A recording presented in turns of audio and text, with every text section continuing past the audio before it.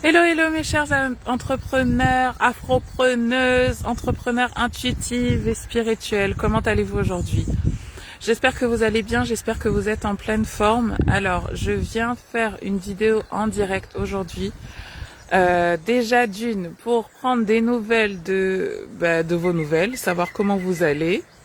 Comment ça se passe pour vous, pour vos business, celles qui font Zen Organisé, comment ça va, celles qui ont fait Sell Your Shit avec moi, comment ça va, comment ça se passe, hein, comment s'est passé le mois de mai, comment vos ventes se sont passées, voilà, comment ça se passe de votre côté.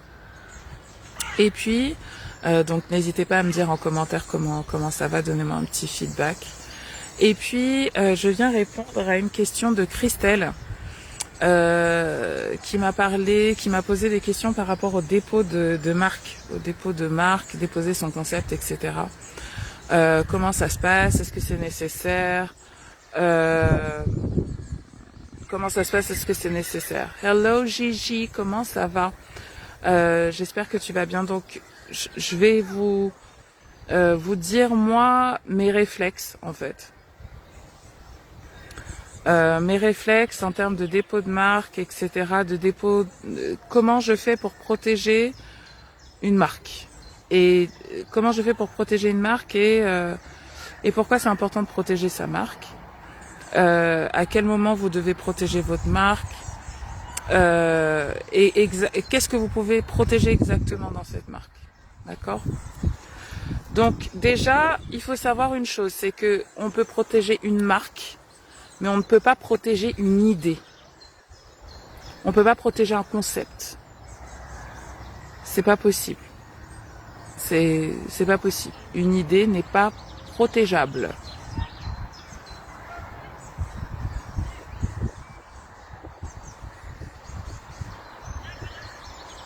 Coucou Paige, je réponds à ta question. Je réponds à ta question. Je réponds à ta question après. Donc, comment protéger sa marque? En fait, vous pouvez pas protéger un concept, vous pouvez pas protéger une idée. Ce que vous pouvez protéger, c'est en créant un brevet, vous pouvez protéger une invention, mais vous ne pouvez pas protéger une idée. C'est-à-dire, j'ai l'idée de vendre des produits capillaires pour les femmes noires. Vous pouvez pas protéger cette idée-là. C'est pas protégeable une idée. Ce que vous pouvez protéger, par contre, c'est une marque. Et ce qu'on appelle une marque, c'est un nom, c'est un logo, un sigle. Donc c'est une marque. Et donc ça, vous pouvez le protéger. Et vous pouvez le protéger à l'INPI, donc à l'Institut national de la protection intellectuelle, où vous allez aller sur le site et déjà vérifier que la marque que vous voulez protéger est disponible. Définir dans quelle classe, c'est-à-dire dans quelle catégorie vous voulez protéger cette marque, c'est-à-dire quand vous allez dans quel domaine d'activité. Donc vous avez je ne sais combien de classes à l'INPI et en fait quand vous faites le dépôt de marque, vous pouvez en choisir 2 ou 3, je ne sais plus. Et si vous voulez que personne n'utilise votre marque dans n'importe quel domaine d'activité, ça va vous coûter plus cher. Je sais plus combien ça vous avez de frais par classe supplémentaire, je sais plus, mais voilà. Et donc c'est très important de faire la distinction entre protéger un concept et protéger une marque, parce que en fait, protéger un concept, ce n'est pas possible. Vous pouvez juste protéger une marque, c'est-à-dire protéger son logo et protéger son nom. Personnellement, mon premier réflexe, et là je vais vous dire quels sont mes premiers réflexes, moi quand j'ai une idée de marque forte, vous le savez, j'en ai beaucoup, de Belle Eben, Natural Hair Academy, Afropreneuse, Aisha Secrets, qu'est-ce que j'ai déposé comme marque récemment, African Tantra, tout ça ce sont des marques qui m'appartiennent. Bon, la Natural Hair Academy, la marque ne m'appartient plus. Mais tout ça sont des marques qui m'appartiennent. C'est-à-dire qu'aujourd'hui, personne ne peut exploiter le nom Belle et Ben dans plusieurs classes, donc dans tout ce qui est beauté, cosmétique, accessoires, formation. Personne ne peut exploiter cette marque. Personne ne peut, sans mon autorisation. Si la personne le fait, je porte plainte, elle est obligée de se retirer. Personne ne peut utiliser la marque Afropreneuse, ni en France, ni dans le monde. Nobody can do that. Personne ne peut utiliser la marque African Tantra sans mon autorisation. Personne ne peut utiliser la marque, je vous ai dit quoi, Aisha Secret sans mon autorisation. Et alors pourquoi je fais ça? Pourquoi je fais ça? Je fais ça pour éviter que les gens utilisent ma marque et utilisent et fassent de la contrefaçon entre guillemets. Parce que quand vous dites marque, vous dites univers de marque, vous dites rassurance, vous dites qualité, vous dites tout un tas de choses. Et en fait, en tout cas moi c'est mon univers et c'est la manière dont je conduis mes marques. Et donc je n'ai pas envie que d'autres personnes fassent croire que c'est moi alors que ce n'est pas moi. Donc, en fait, je fais ça pour ça et pas pour autre chose. Mais en vérité, le premier réflexe que j'ai, ce n'est pas tant de déposer la marque que de commencer à l'exploiter. Parce que ce qu'il faut savoir, c'est que en fait, le dépôt de la marque est important, mais si vous portez plainte contre quelqu'un, il faut que vous soyez capable, ou si par exemple vous utilisez une marque et vous n'avez pas vérifié que cette marque était déposée ou non, vous pouvez prouver l'antériorité de l'utilisation et de l'exploitation de la marque. Donc si par exemple par exemple Afropreneuse, j'ai commencé à exploiter la marque Afropreneuse avant de la déposer. Parce que voilà, le dépôt de la marque, ça coûte quand même 250 balles. Donc, il faut savoir si ça vaut le coup.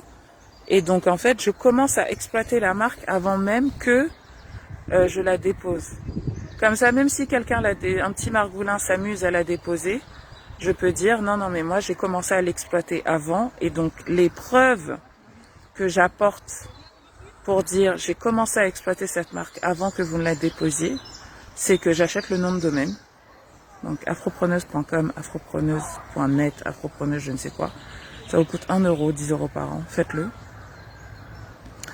Donc je dépose le nom de domaine et je préempte les réseaux sociaux. Donc je crée un compte Instagram, Twitter, Facebook, whatever,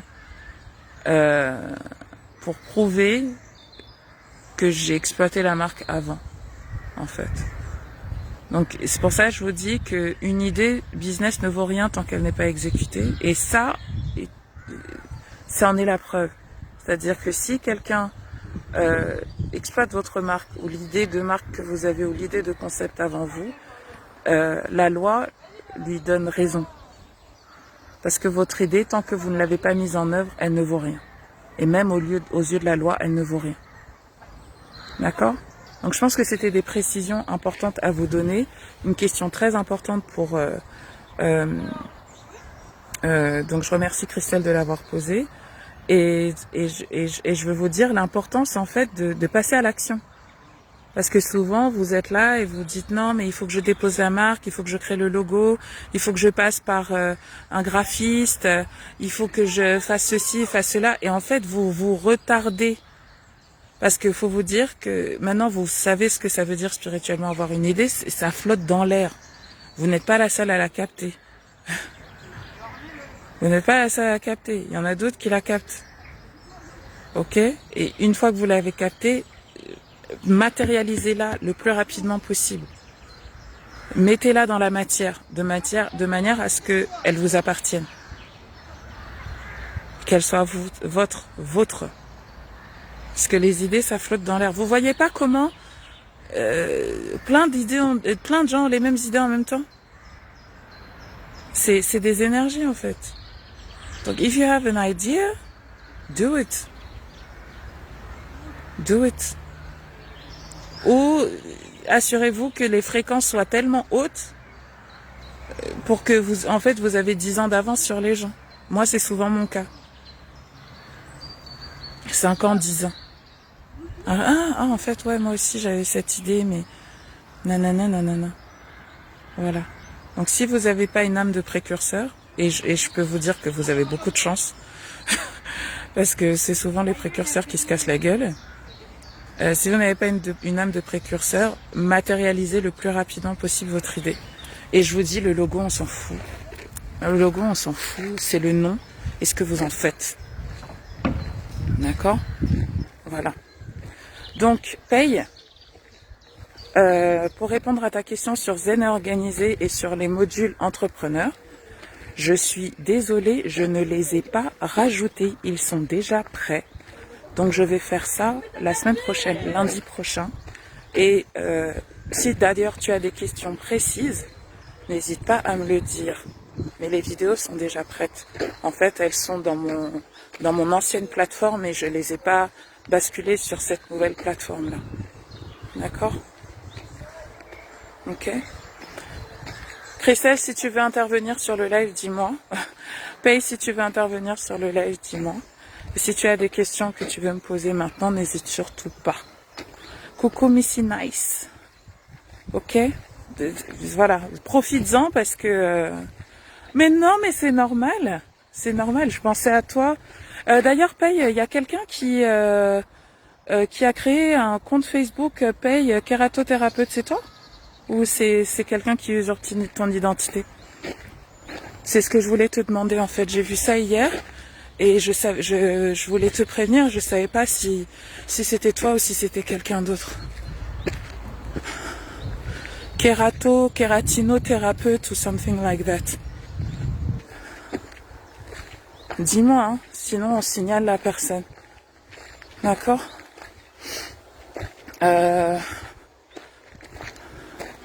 Voilà, c'est parfait. Donc peut-être, Christelle, que si tu en es à un stade où tu te dis qu'il faut que tu protèges les choses, c'est que c'est peut-être le bon moment, que tu veux passer à la vitesse supérieure. Moi, je dis souvent, c'est quand tu veux rendre la chose visible.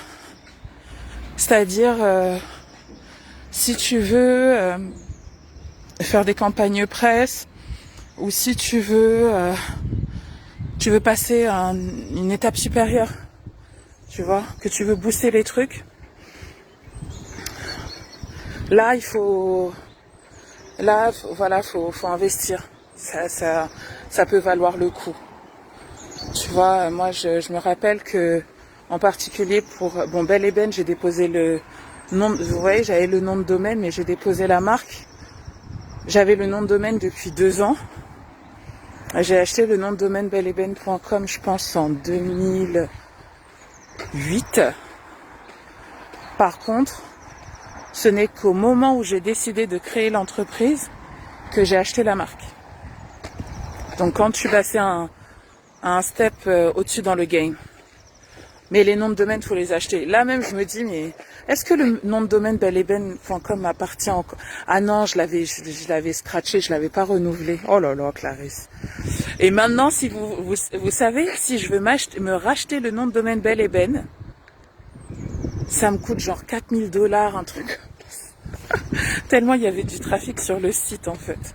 Truc de ouf. Donc j'ai dit, oh, c'est bon, give up. Lâche l'affaire. Tu dis, je vais préserver le concept bien installé avant de passer à l'étape supérieure, effectivement. Yes, I love that. Donc, Paye, tu dis, donc c'est procrastination, mais il y a déjà des conseils sur la procrastination dans Zen Organisé, là. Donc, la question, il y a même un tirage de Corée pourquoi vous n'arrivez pas à aller au bout de vos projets. Il y a des conseils. Donc, la question est, ce que je veux savoir, c'est dans quel domaine exactement tu procrastines, pour que je puisse regarder ce que j'ai déjà fait par le passé et voir si ça s'adapte. Et si ça s'adapte pas, je refais. Franchement, t'as de la chance. J'ai du temps, j'ai envie et tout. Donc, c'est sur quoi que tu procrastines? Je sais que tu m'avais parlé de ton site web. C'était ton site e-commerce? Ou c'était quoi? Donc, dis-moi les choses sur lesquelles tu procrastines. Et en règle générale, quand on procrastine, c'est qu'il y a une part de nous qui n'a pas envie de faire les choses. Elle n'a pas envie, donc je vais faire un module spécial procrastination. Procrastinage. La procrastination, oui. J'aimerais évoluer par exemple dans ma communication, finir mon site internet, chercher un local, m'installer. Ok. D'accord. Ok. D'accord. Donc, c'est des gros projets déjà tout ça. Donc, ok, je vais faire ça. Il n'y a pas de problème. Je vais faire ça. J'ai un live tout à l'heure avec les Divine Sisters à 11h. Et je vais faire tes vidéos soit cet après-midi, soit lundi. La procrastination, oui. Ou bien on se fait une procrastination week. Alors, et tu détestes l'administratif. Ok. Qui d'autre? Levez la main. Mais qui peut aimer ça? Moi, je sais pas comment les gens font. C'est horrible. Moi, je suis là pour faire de l'argent. Moi, je suis pas là pour gérer des papiers. J'ai pas que ça à foutre. Ah ouais. Ouais, donc on va se faire Procrastination Week. Ouais. On va se faire ça la semaine prochaine. Donc, je vous donne rendez-vous. Ah non, mais moi, j'ai la phobie administrative, hein. Ah, clairement.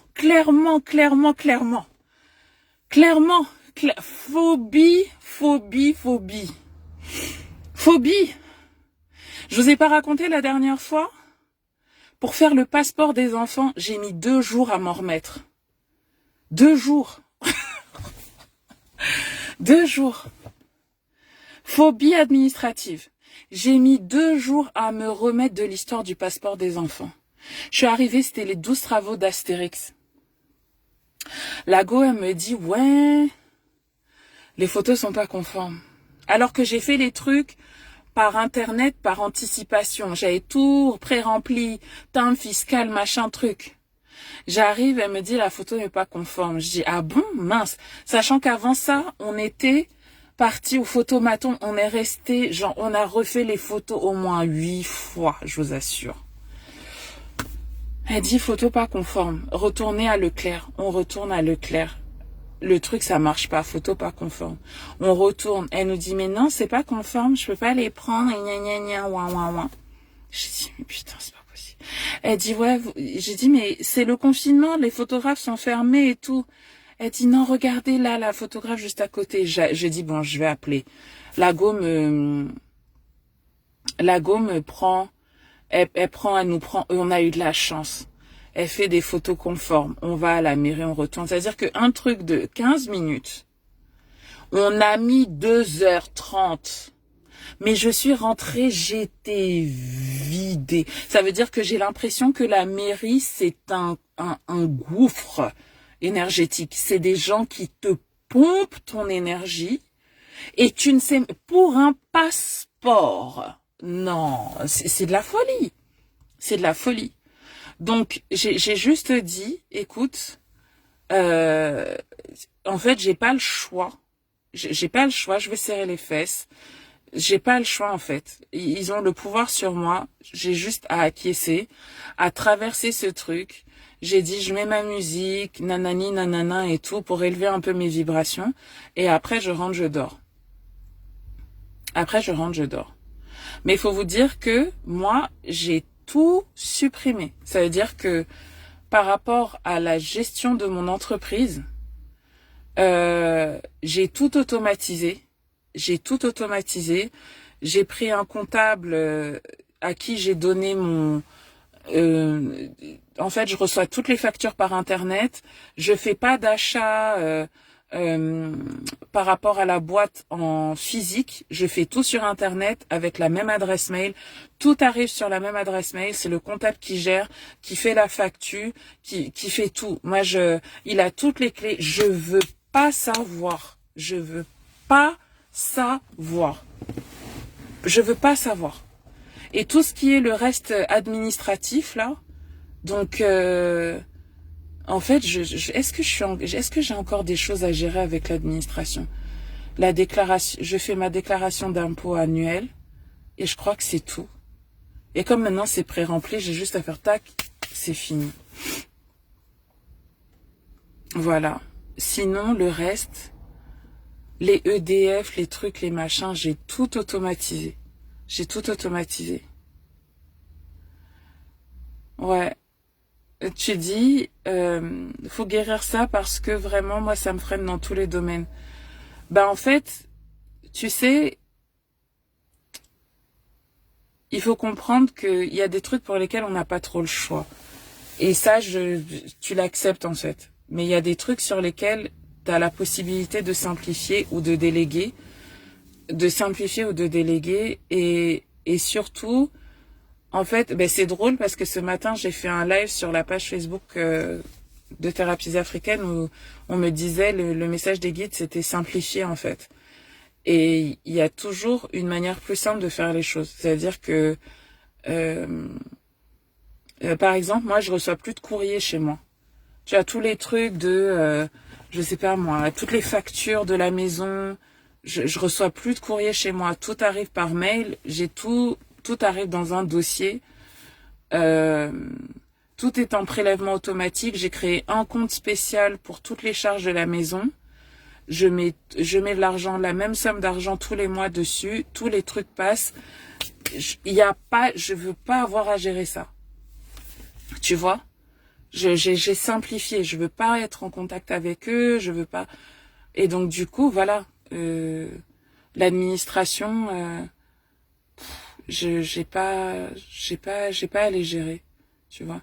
J'ai mis mes enfants dans le privé, comme ça, j'ai pas à refaire des inscriptions à l'école tout le temps, là. Leurs fiches, leurs trucs, non, c'est, l'éducation nationale, ils sont relous. Donc, quand j'ai vu, en mettant mon fils dans le privé, qu'en fait, d'une année à l'autre, t'avais pas à refaire tous les trucs, j'ai dit, ah, c'est comme ça? Allez, ok, voilà. Euh, Et, euh, et là, je me dis, tu vois, le passeport, ben, c'est 15 ans. Le truc, il est valable pour 15 ans. Donc, je me dis, écoute, tu serres les fesses. C'est 15 ans de tranquillité. C'est bon, tu vois. Et je fais tout en même temps. Comme ça, là, j'ai fait les passeports de Ruben et de Serena. Je suis tranquille, tu vois. Je suis tranquille. Et c'est tout.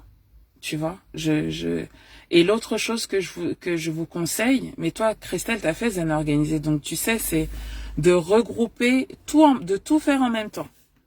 De tout regrouper. Donc, tu vois, par exemple, traiter le courrier, tu fais tout en même temps. Tu prends ton courrier une fois par semaine. Moi, un moment, je faisais même une fois par mois.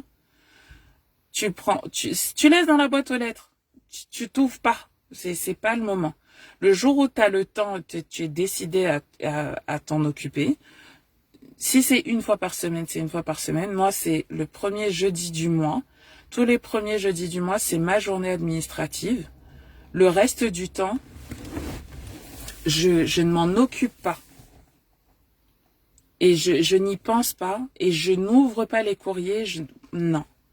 Je sépare vraiment le truc. Et donc, le premier mercredi du mois, je vais récupérer tout le courrier. Le jeudi, c'est ma journée. Je fais ça, c'est la première chose que je fais le matin.